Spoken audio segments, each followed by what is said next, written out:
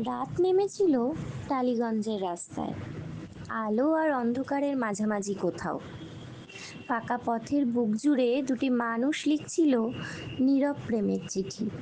ঠোঁটের কাছে ঠোঁট, সময় যেন থেমেছিল এক মুহূর্ত। নাম ভেসে এলো হাওয়ায়, সায়রা। তার উত্তরে মৃদু হুম। যেন শহরও লজ্জায় চোখ নামায়। আমি পাশ কাটিয়ে গেলাম, অপরিচিত সুখের সাক্ষী হয়ে। ভাবলাম, ভালোবাসা থাকুক, আজ অন্তত কেউ যেন একা না থাকে। অভিযোগ এলো অন্ধকারের মতন, কিন্তু আমি দেখেছি আলো, অসভ্যতা নয়, শুধু দুটি হৃদয়ের সাহসী স্পন্দন। পুলিশের হাসি, রাতের নীরবতা, আর কোথাও হয়তো একটা ফোন কল।